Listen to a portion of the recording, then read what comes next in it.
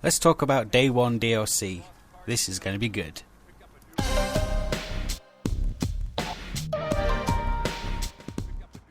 What's up guys, this is Zonal Fear bringing you a commentary today about Day 1 DLC and what my opinions are of Day 1 DLC.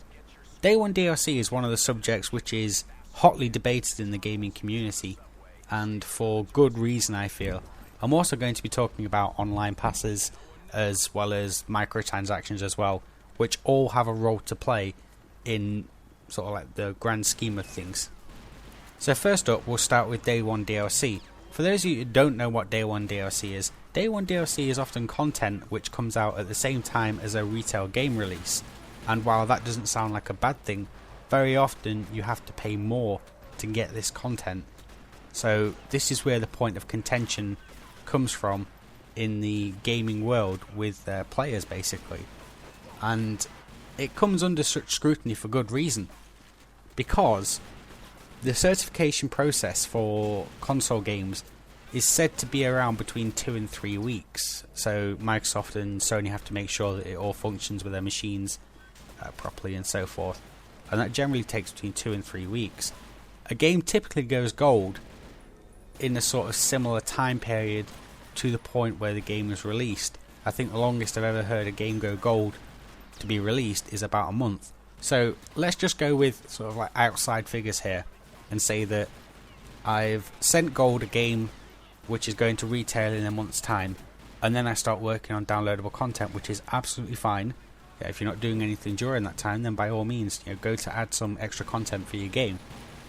But with the certification process taking between 2 and 3 weeks, that leaves you between 1 and 2 weeks to actually create downloadable content.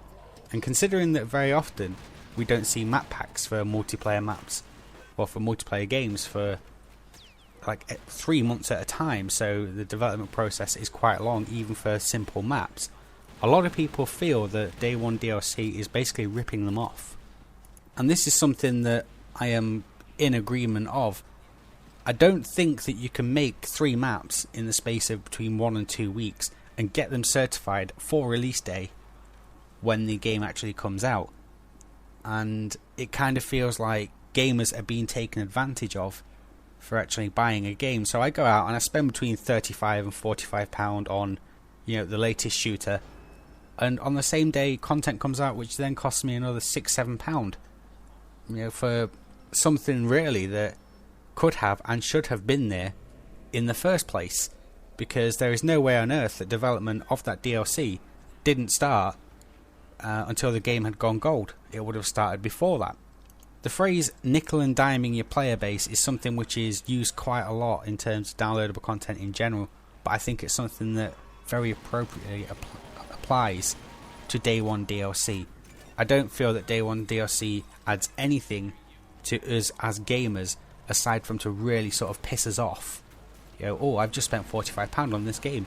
Oh, to get a couple of extra levels or another single player mission, I've then got to spend another £6-7 on it.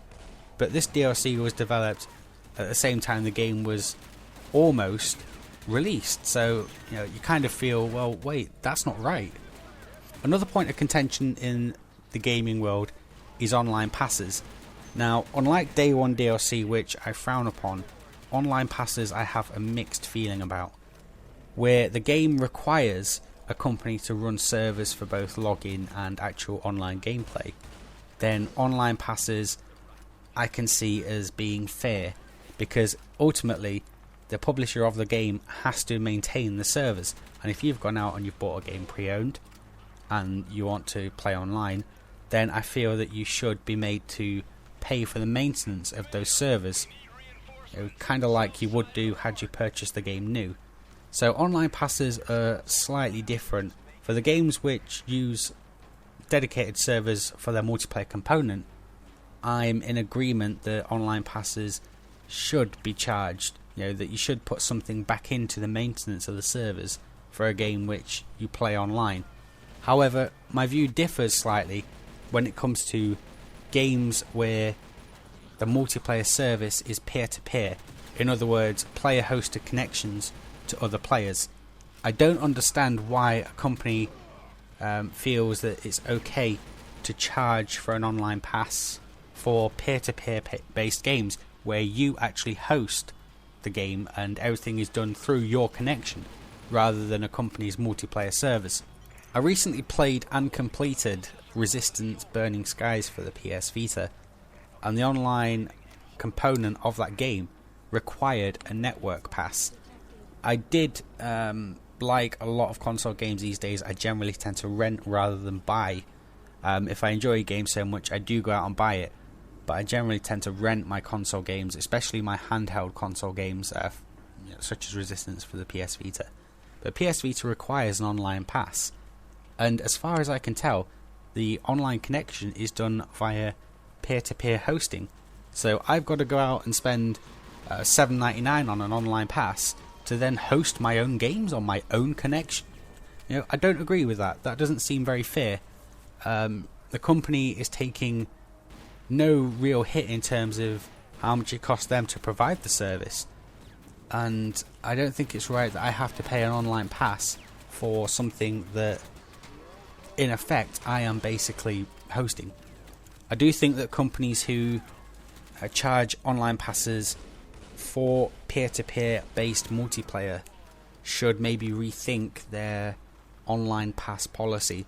If I'm paying for the upkeep of servers that the company have themselves put out for the game, then I'm more than happy to pay an online pass to ensure that I'm contributing towards the overall cost of that game being maintained and being playable for me. Such as Bad Company 2. I put a lot of time into Bad Company 2, and they had I think it was a VIP pass where you could play certain maps but not all maps if you didn't have a VIP pass. And considering that I got around sort of 45 days off Bad Company 2's multiplayer, I'd say that me having to pay for a VIP pass, which is about a tenner, is a fair contribution to the amount of time that I got out of the game. I actually bought Bad Company 2 brand new, so it's kind of a moot point, I guess, since I never had to pay the extra for a VIP pass which comes with all new copies of the game. But that's just really for example. If I have to contribute something towards a game which I play massively, then that seems quite reasonable to me. If the online component is actually hosted on dedicated servers such as Bad Company 2's and Battlefield 3's was and is. Another hotly debated point in the gaming world is microtransactions, and this is again another sort of thing that has me divided in opinion. Microtransactions for full retail games where you go out and you spend a boatload of money, I don't agree with. There are quite a few games out there where you can basically get sort of shortcuts and new camos and things like that in game for a relatively small fee, hence the term microtransaction. But I don't agree with that. The shortcut kits generally are something where you save time more than anything, but there are also a couple of transactions in some games where you basically, I wouldn't go so far as to say buy an advantage, because that's kind of not where I'm going with it, but it's not too far off.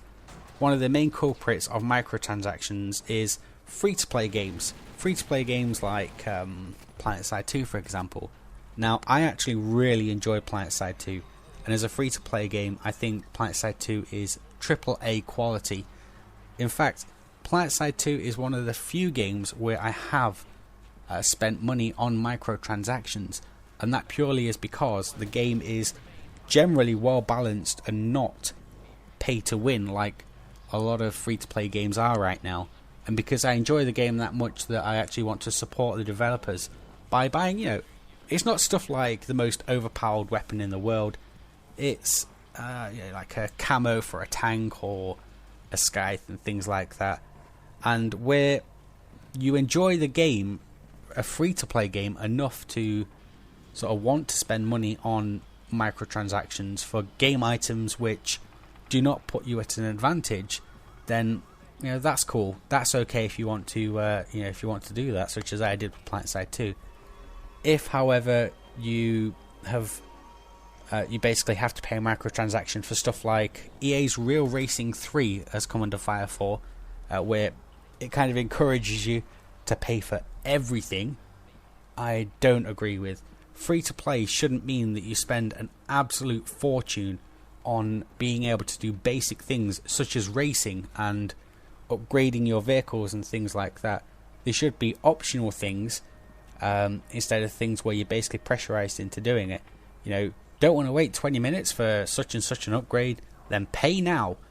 There was a review on I can't remember what website it was on that particular game, where it put the cost of the game at around $600, to unlock everything, and that is just insane.